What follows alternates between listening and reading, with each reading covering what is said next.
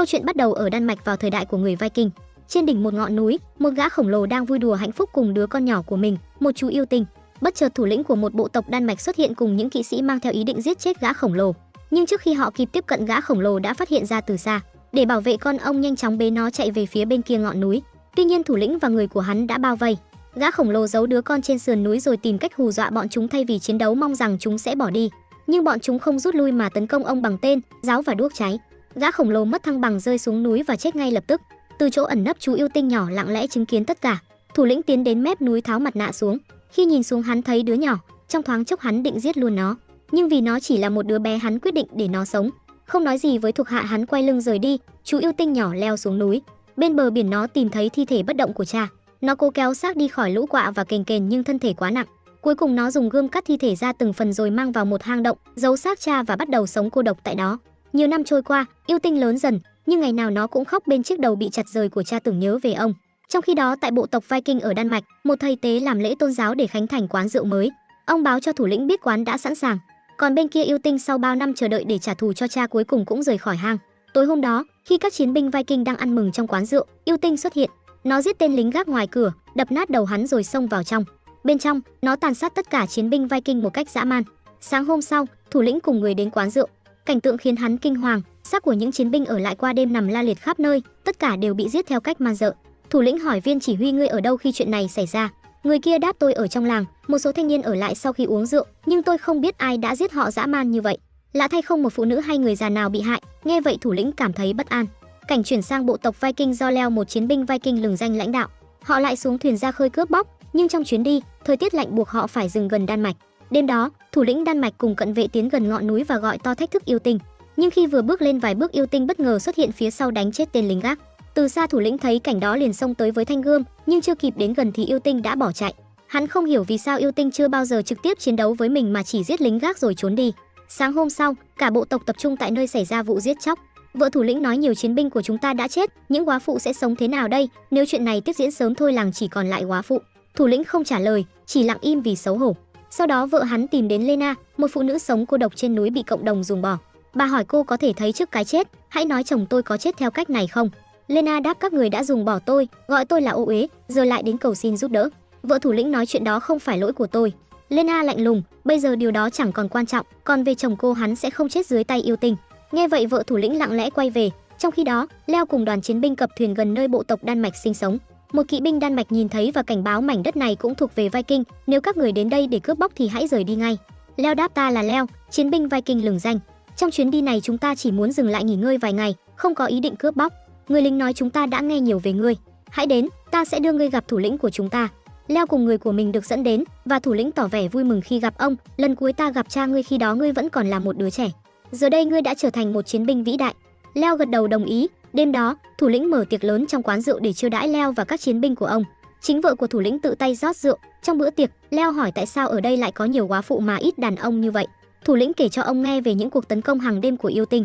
Nghe xong Leo nói: nếu yêu tinh đêm nào cũng đến giết chiến binh Viking, vậy từ nay ta và người của ta sẽ chờ hắn. Sau bữa tiệc, thủ lĩnh, vợ và dân làng quay về, chỉ còn Leo cùng các chiến binh và một số người trong bộ tộc ở lại quán rượu.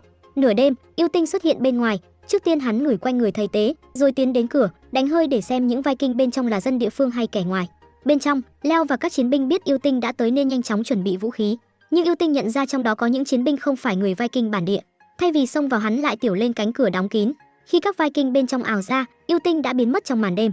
Sáng hôm sau, thủ lĩnh nói với Leo: thật lạ, đêm qua không có ai bị giết. Leo đáp: đúng vậy, yêu tinh đến cửa, nhưng thay vì chiến đấu hắn lại bỏ đi. Sau đó Leo dẫn một số chiến binh của mình và vài người trong bộ tộc đi tìm yêu tinh trên đồi, hy vọng giết được nó. Nhưng họ lục soát khắp nơi vẫn không thấy tung tích, đành quay về làng. Một lát sau, Leo đi một mình đến gặp Lena, người phụ nữ sống bên ngoài làng, gần núi. Ông nói: ta nghe rằng ngươi có thể thấy trước cái chết. Lena đáp: đúng, và ta cũng nghe nói ngươi là chiến binh Viking lừng danh, nhưng tại sao ngươi lại đến đây? Leo nói: ta muốn biết sẽ có bao nhiêu người chết trong cuộc chiến này giữa yêu tinh và người Viking, và liệu yêu tinh có chết không, điều đó quan trọng vì ta muốn bảo vệ dân ngươi. Lena đáp: ta không phải dân của họ, khi ta còn nhỏ, cháu trai của thủ lĩnh đã bắt ta về đây và ép ta sống trong tủi nhục. Còn về câu hỏi của ngươi, ta đã thấy tương lai. Yêu tinh sẽ bị giết, nhưng nhiều chiến binh Viking cũng sẽ chết và mảnh đất này sẽ nhuộm đỏ máu. Thực ra những con người ở đây chẳng đáng được hưởng gì tốt hơn.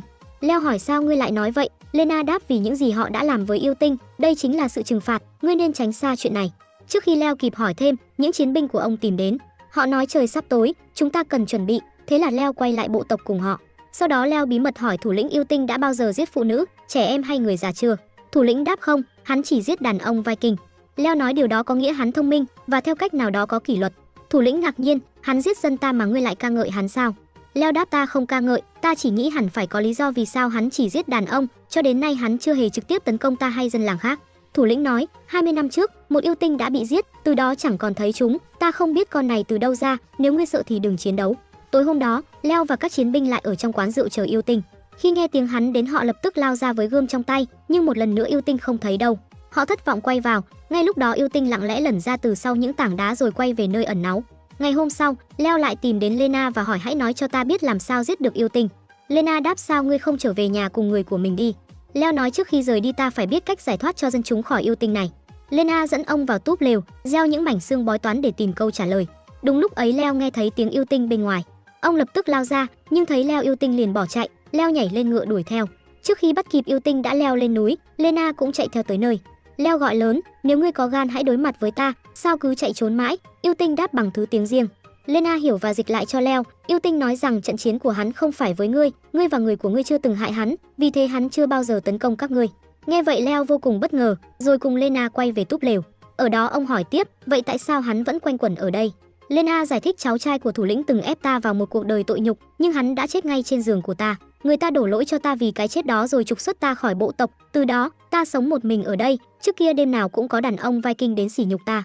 Nhưng từ khi yêu tinh xuất hiện không ai còn dám đến nữa. Vì vậy ta sẽ không giúp ngươi giết hắn. Con yêu tinh tội nghiệp ấy đã chịu quá nhiều đau khổ rồi. Nghe xong Leo trở lại gặp thủ lĩnh và nói qua Lena ta đã trò chuyện với yêu tinh. Hắn nói rằng người Viking đã đối xử với hắn rất tàn bạo. Đó là lý do hắn báo thù. Thủ lĩnh bối rối nói ta sẽ nói chuyện với ngươi về việc này sau. Khi Leo rời đi để quay về với người của mình, ông thấy một kẻ tàn tật bị lũ trẻ đánh đập dã man. Leo xua bọn trẻ đi. Người đàn ông tàn tật nói cha ta từng chiến đấu với cha của yêu tinh, đó là lý do yêu tinh giết hết đàn ông trong gia đình ta. Ta biết chỗ yêu tinh sống, ngài và các chiến binh có thể đến đó giết hắn. Nghe vậy Leo cùng các chiến binh lên thuyền tiến về ngọn núi nơi có hang của yêu tinh. Được người tàn tật dẫn đường, họ cập bờ và leo lên núi cho đến khi tìm thấy cửa hang duy nhất. Một chiến binh Viking thử trèo xuống nhưng trượt chân, những người khác vội kéo anh ta lên. Sau đó không ai còn dám bước vào, thay vào đó họ tiểu xuống ngay cửa hang rồi chuẩn bị quay lại thuyền. Đột nhiên từ dưới nước, yêu tinh ẩn nấp lao lên tấn công người Viking vừa tiểu bậy định giết hắn. Nhưng các đồng đội kịp phản công buộc yêu tinh rút lui xuống nước, mạng sống người chiến binh được cứu. Sau đó nhóm trở lại quán rượu và chờ suốt đêm, nhưng lần này yêu tinh không dám xuất hiện. Sáng hôm sau, Leo ra ngoài và phát hiện yêu tinh đã giết người lính tàn tật, kẻ đã chỉ đường đến hang. Kinh hoàng, Leo cùng các chiến binh quyết định trở lại hang yêu tinh, nhưng lần này họ dùng dây thừng để xuống cửa hang. Khi vào trong họ thấy nhiều thứ kỳ lạ rải rác khắp nơi. Một chiến binh đập vỡ hộp sọ của cha yêu tinh rồi tiểu lên nó. Lúc ấy yêu tinh chưa có mặt, nhưng khi trở về hắn lập tức nhận ra có kẻ đã vào hang. Thấy cha mình bị xúc phạm, hắn nổi giận dữ dội. Tối hôm đó, khi các Viking đang ngủ trong quán rượu yêu tinh bất ngờ tấn công. Hắn giết kẻ đã làm nhục hộp sọ cha mình. Leo liền lao vào giao chiến, nhưng sức ông quá yếu so với yêu tinh. Yêu tinh tìm cách trốn qua mái nhà, nhưng Leo túm được chân hắn quấn một sợi xích sắt nặng quanh tay hắn.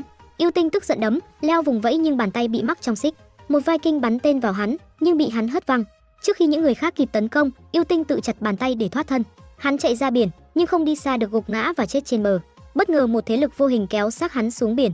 Ngày hôm sau, các Viking thương tiếc đồng đội ngã xuống và hỏa táng họ. Leo quay sang thủ lĩnh nói ngươi chỉ nói với ta nửa sự thật, giờ yêu tinh đã chết, ít nhất hãy nói hết cho ta. Thủ lĩnh thú nhận rằng xưa kia họ từng giết cha của yêu tinh mà không có lý do, và giờ tất cả đang phải trả giá. Leo đáp chính vì suy nghĩ của ngươi mà một kẻ vô tội bị giết, nhưng con yêu tinh này không giống các ngươi, hắn chưa từng hại kẻ vô tội. Nghe vậy thủ lĩnh xấu hổ cúi đầu. Đêm đó, người Viking treo bàn tay bị chặt của yêu tinh trong quán rượu rồi mở tiệc ăn mừng, tin rằng hắn thực sự đã chết. Sau đó phần lớn trở về quê nhà, Leo đến gặp Lena. Nàng nói ta đã nói rồi, yêu tinh đã đi nhưng ngươi vẫn còn nhiều vết thương phải chịu. Rồi nàng tiết lộ quá khứ của mình, nhiều năm trước yêu tinh từng đến với nàng, hắn ở bên nàng một lần, nhưng sau đó không bao giờ chạm vào nàng nữa. Lạ thay từ đó bọn Viking cũng không dám quấy rối nàng nữa. Cô cũng nói anh ấy không hề xấu xa, anh ấy chỉ mang trong mình nỗi đau của tuổi thơ. Trong lúc trò chuyện, Lena và Leo ngày càng gần gũi và cuối cùng họ rơi vào vòng tay nhau.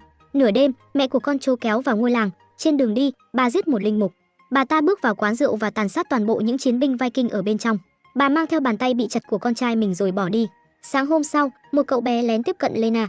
Cô dặn cậu phải giữ im lặng, rồi âm thầm rời đi cùng cậu. Trong khi đó, những chiến binh Viking tin rằng con trâu vẫn còn sống và chính nó đã gây ra vụ tàn sát mới. Họ lại lên đường săn lùng nó. Tại bờ biển, họ phát hiện một cái đầu đồng đội bị chặt lìa. Nghi ngờ của Leo ngày càng lớn, có lẽ con trâu vẫn còn sống. Anh lao vào hang một mình lặn xuống nước, bên trong anh thấy xác con trâu nằm trên một tảng đá. Nhưng khi anh tiến lại gần, mẹ của con trâu bất ngờ tấn công từ phía sau. Bà siết cổ anh, nhưng Leo chụp được một hòn đá và đập mạnh vào đầu bà. Sau đó anh giật lấy một thanh kiếm và giết chết bà ta. Đúng lúc đó cậu bé xuất hiện trên tay cầm một thanh gươm. Nhìn thấy cậu, Leo lập tức hiểu ra cậu bé chính là con trai của Lena và con trâu. Leo hạ vũ khí xuống và không làm hại cậu.